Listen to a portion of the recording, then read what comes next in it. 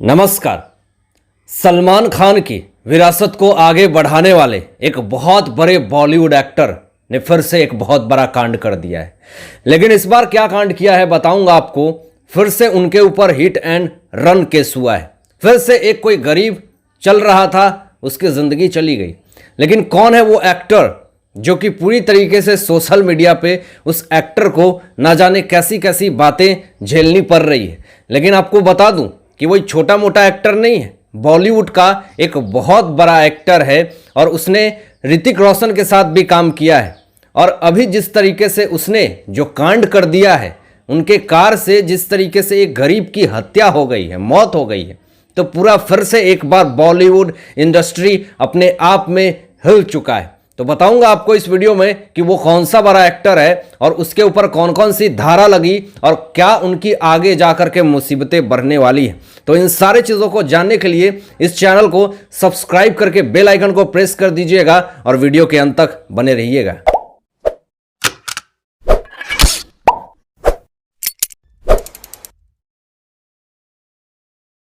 मुंबई एक बहुत ही बड़ी भागम भाग वाली ज़िंदगी है। वहाँ पे किसी के पास इतना समय नहीं है कि वो आपसे रुक करके बात कर सके, क्योंकि इतना एक्सपेंसिव प्लेस है कि हर एक इंसान अपनी ज़िंदगी में मेहनत कर रहा है वहाँ पे सेटल होने के लिए और अपने आप को ज़िंदगी का जीवन उपार्जन करने के लिए। लेकिन इसी बीच में कुछ कुछ ऐसी खबरें आ जाती हैं, ऐसी बातें आ जाती हैं जिससे कि पूरा देश और दुनिया हिल जाता है। फिर से एक बार ये खबर सनसनी की तरफ फैली हुई है।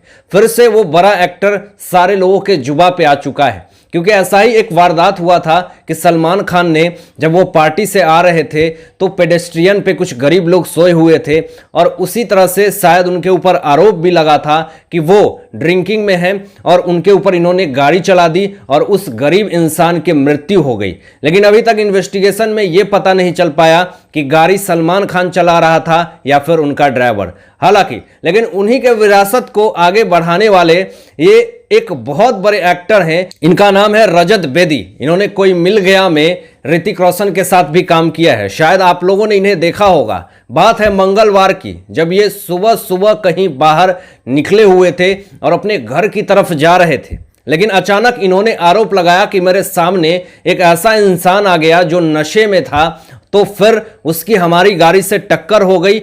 लेकिन मैंने उसी वक्त, उस इंसान का नाम राजेश बौद्ध था और उस इंसान को इन्होंने कूपर अस्पताल में ले जाकर के भर्ती कर दिया। फिर से एक बार कूपर अस्पताल, यानी लोगों ने कूपर अस्पताल का नाम सुना, उसी समय कह दिया कि इस गरीब इंसान की मृत्यु हो जाएगी।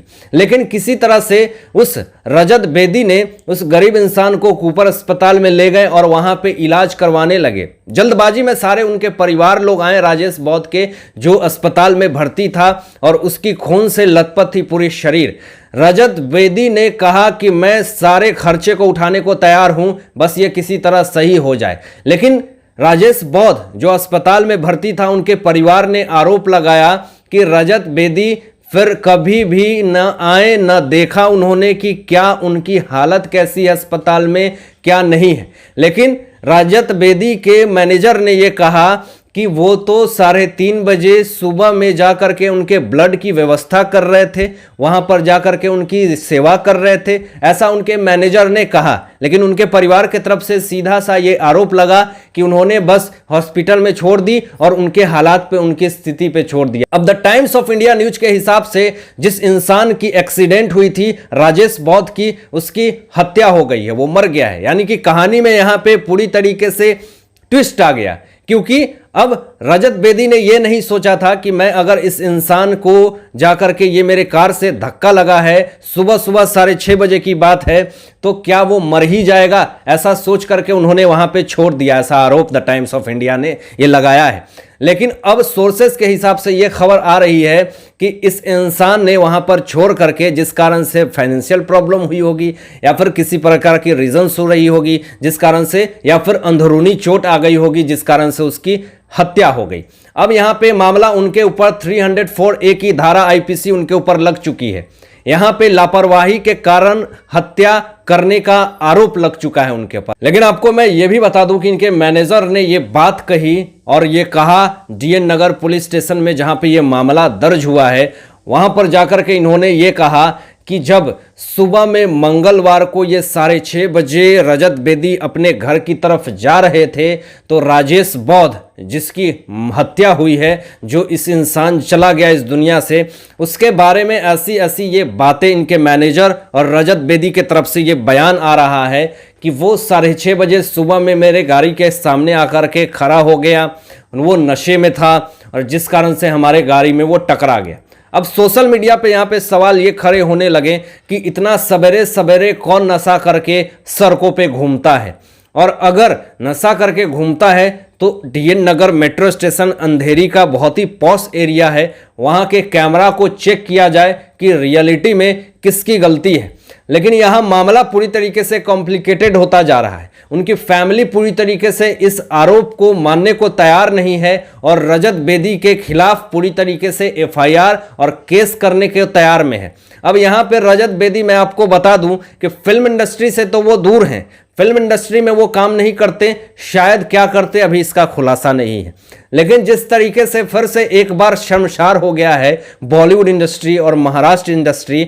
हालांकि इन्होंने जिस दिन इनको हॉस्पिटल में, कूपर अस्पताल में भर्ती किया था तो वो थोड़े बेहोशी के हालत में थे, लेकिन केस तब पलट गया जब उस इंसान की मृत्यु हो गई, फिर रजत बेदी की मुश्किलें बढ़ने लगी, 304A मुकदमा दर्ज हो गया। अब ये रजत बेदी का केस है जो पूरी तरीके से अब हाई प्रोफाइल होते हुए दिख रहा है। सोशल मीडिया पे लोगों ने फिर से एक बार आवाज उठानी शुरू कर दी कि क्या सलमान खान जिस तरीके से हिट एंड रन केस में जिस तरीके से क्लीन चिट उन्हें मिल गया, वो खुलेआम घूम रहे हैं, फिल्मों की शूटिंग कर रहे हैं, क्या रजत बेदी को भी इसी तरह से क्लीन चिट मिल जाएगा? फिर उस गरीब परिवार की क्या जिसने अपने बेटे को और जिस पत्नी ने अपने पति को खोया? ये सारे आवाज सोशल मीडिया पे पूरी तरीके से गर्म है। यानी यही देखने को मिल रहा है कि रजत बेदी भले ही इस केस से निकलने की कोशिश करें या फिर कितना भी झूठे आरोप लगाने की कोशिश करें, मानने को तैयार नहीं है जनता। यहाँ पे पूरी तरीके से रजत बेदी को दोषी ठहराया जा रहा है।